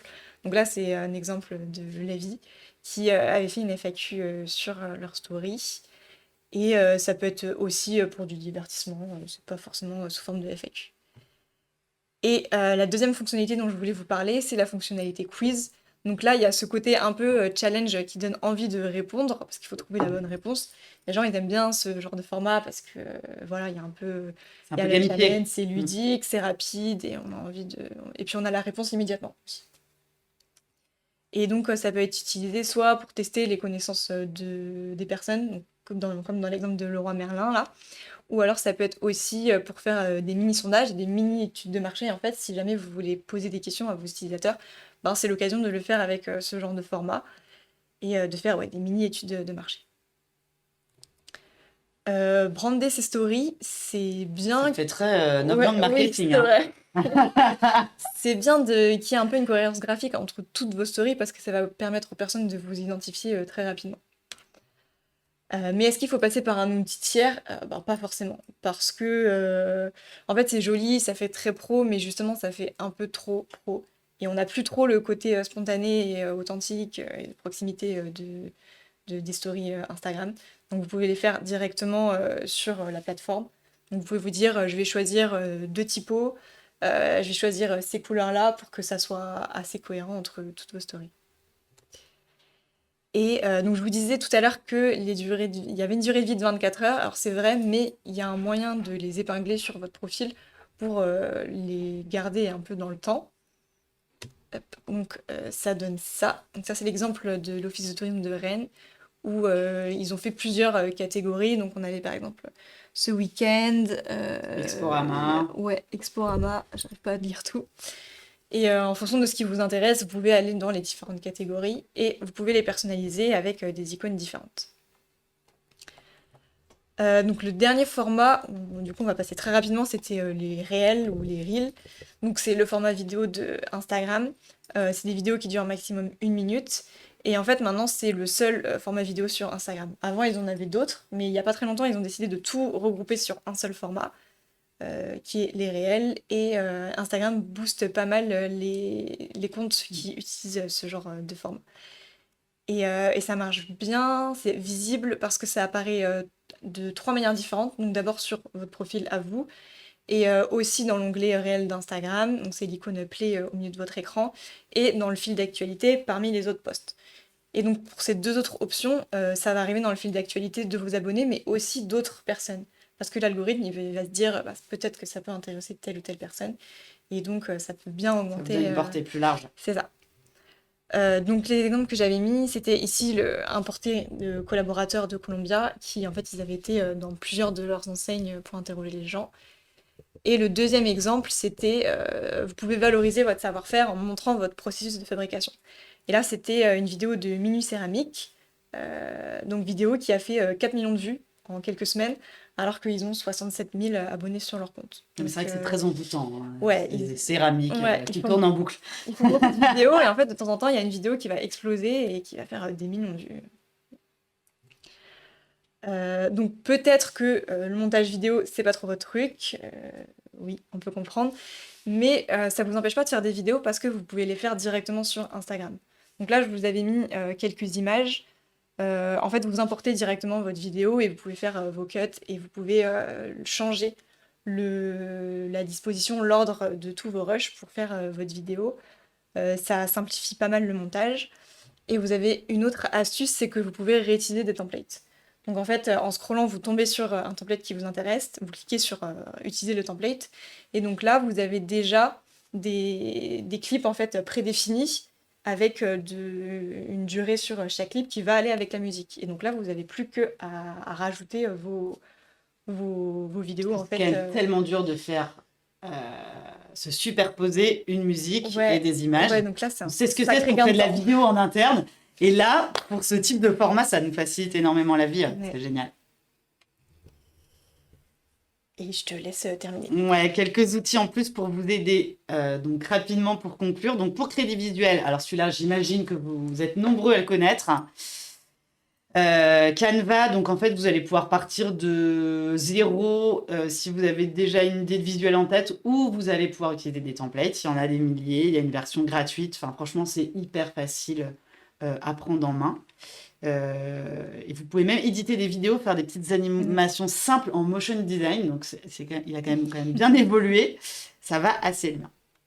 Ensuite, pour publier et programmer vos posts et aussi analyser vos statistiques, tu en as parlé tout à l'heure, c'est vrai qu'ils ont fait pas mal d'études, c'est Outsuite. Ouais.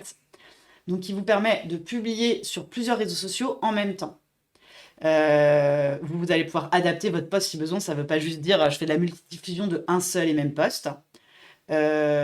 C'est hyper utile pour programmer vos posts à l'avance, pour continuer à publier quand vous êtes en vacances, par exemple. Et vous allez avoir des statistiques. Donc, vous allez avoir au même endroit la mesure de vos performances. Donc, dans la version gratuite, vous allez pouvoir publier programmer max 5 posts à la fois et y rattacher 2 comptes. Puis après, vous avez une version payante pour aller plus loin. Pour s'organiser, on en a parlé tout à l'heure, le calendrier éditorial. Si vous ne savez pas comment le créer, il y a donc l'outil Notion qui a créé un template très bien fait que vous allez pouvoir utiliser gratuitement.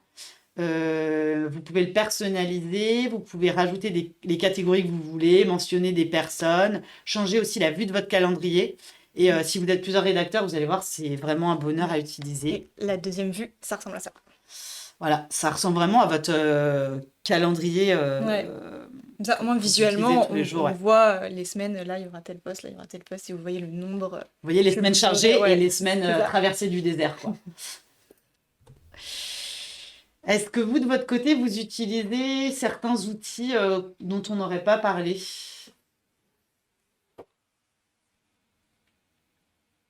La suite Adobe. Ouais, ok. Notion. Ok. Hop. Bon, c'est pas l'outil qui fait tout, hein, c'est sûr. Mais ça nous facilite quand même bien la vie. Super. Donc, on nous parle de Agorapulse aussi. Ok.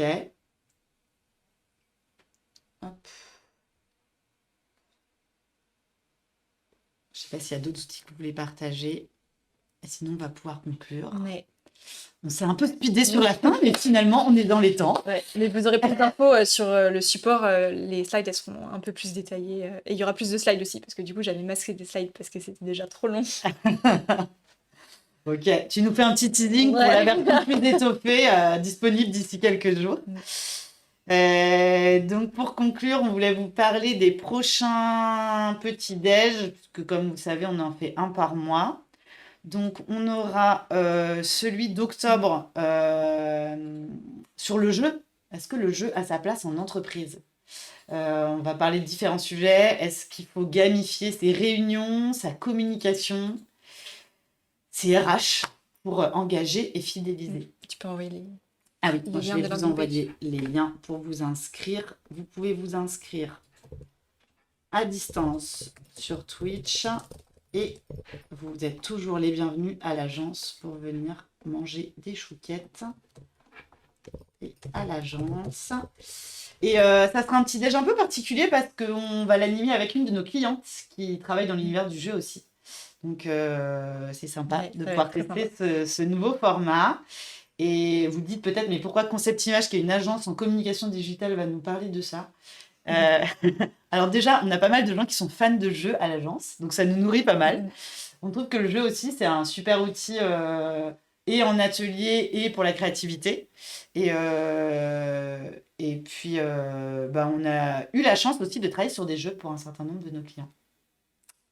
Et puis en novembre, on viendra sur des trucs très chiffrés. On parlera d'analytics et de la Search Console pour vous aider à trouver les infos pertinentes pour suivre les performances de votre site. Et puis, on va bientôt se pencher sur le calendrier de l'année prochaine. Ouais. Donc, si jamais il y a des sujets qui vous tiennent à cœur et que vous aimeriez qu'on travaille, eh ben, n'hésitez pas à nous en faire part. Et je fais encore une page de pub. On fait plein de pages de pub. Les petits déj. Non, mais il y a un sujet qui nous tient à cœur, si vous avez encore quelques minutes, c'est Coup de pouce asso. Je ne sais pas si vous avez vu ça sur nos réseaux sociaux. En fait, on lance un mécénat de compétences, c'est-à-dire qu'on va accompagner une association de la métropole rennaise en communication pour une valeur de 9 000 €. Donc, qu'est-ce qu'on va faire? On ne sait pas encore. Ça peut être un site, de la vidéo, de l'accompagnement sur les réseaux sociaux, par exemple. Ça peut être de l'identité. Bref, tout un tas de choses qu'on sait faire à l'agence. Et en fait, merci de nous diffuser la page. On est dans la première phase de cette initiative et on veut recueillir des projets d'associations pour les consulter et ensuite identifier les 3 projets qui nous tiennent le plus à cœur à l'agence. Donc on va tous pouvoir s'exprimer et puis derrière on fera appel aussi à notre communauté pour nous aider à identifier l'asso qu'on va accompagner. Donc vous avez jusqu'à... Tu as la deadline 31 novembre. 31 novembre pour poster le projet de votre asso. Vous allez voir que ce n'est pas un questionnaire de 20 champs à remplir. Donc, si vous êtes impliqué dans une asso, si vous avez des gens dans votre entourage qui sont dans des assos, ça peut être sur tout type de thématiques, sport, sculpture, social, santé. Enfin, c'est hyper large. Ouais, faut juste que ça soit une asso qui fasse partie de Rennes Métropole. Exactement. C'est le seul critère. Tous les projets sont les bienvenus et on sera ravis de les découvrir. Donc, on va vous envoyer. Je vous renvoie aussi. Tu nous as montré la page vers, c'est cool. Je vous renvoie Le lien. hop, le lien vers Coup de pouce asso. Donc, diffusé à votre réseau. Il y a énormément d'assos à Rennes Métropole, donc va falloir qu'on fasse un choix. Et puis, sur notre blog, vous pourrez retrouver des conseils, des bonnes pratiques, des outils qu'on publie en plus des petits déj de la com et des chouquettes. Donc, je vous invite à aller y faire un tour. Vous y trouverez forcément des trucs qui devraient pouvoir aider un peu votre quotidien. Et j'arrête bientôt. La dernière slide. C'est le dernier slide. Si vous avez passé un bon moment et que vous pouvez nous laisser un avis sur Google My Business, ça serait super.